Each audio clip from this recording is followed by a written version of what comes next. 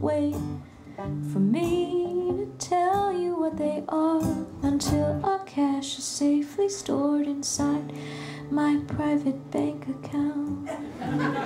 Doug and I were joking around today that we felt like carpetbaggers. It's kind of a cliche, but it's true. When you're home, you want to be touring, and when you're touring, you want to be home. Never been able, nobody cares where I'm going tonight. And darling, if the truth be told, I'm going down to that railroad tracks, watch the months and boxcars roll. The smallest audience we ever played for was 3 people. And I think that's... We won't say where. Yeah. But the town only had 5 people, so we had more than half the town.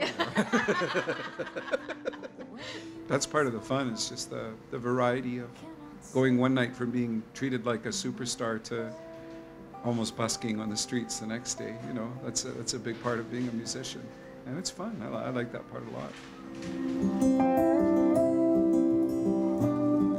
How the short time together lasts so long, it makes me strong. I feel so lucky to play with Doug, and usually, you know, when people ask us where we met, and he said we'll say, oh, we met at this guitar camp in Alaska, and people usually turn to Doug and they say, you were teaching? And all around Regina, they talk about him still. Why did they have to kill Louis Riel? Oh, all around Regina, they talk about him still. Why did they have to kill Louis Riel? Why did they have to kill Louis Riel? One of the things that's been really great about our duo is that we meet somewhere and we tour in a country or an area, and then we both go back to our separate places. And when we come back together, it gives us interesting inspirations, because we're both coming from different places.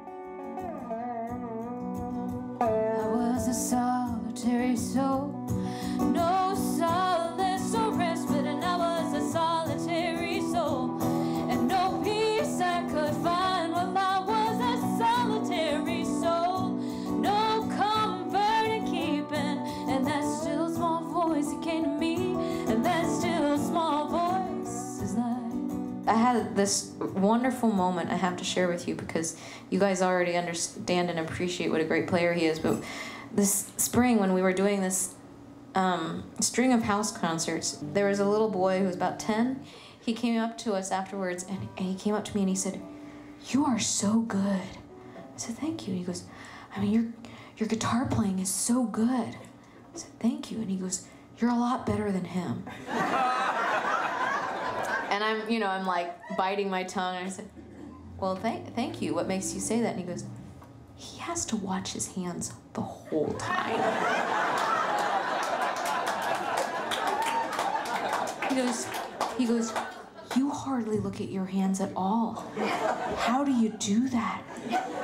And I said, "It's hard, but maybe one day he won't have to look at his hands as much either."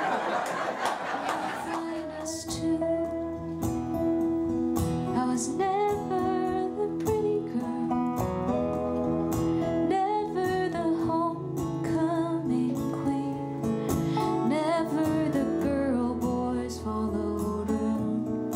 I was just the one who heard their secrets out, never the bravest or most sure. I was never the shyest or most demure, never the mystery to unfurl, never the pretty girl. It's always lovely, I mean, to see people moved by the music, that's always a good thing, because what do you want to do more than connect with people and move them emotionally or move them in some way, to react?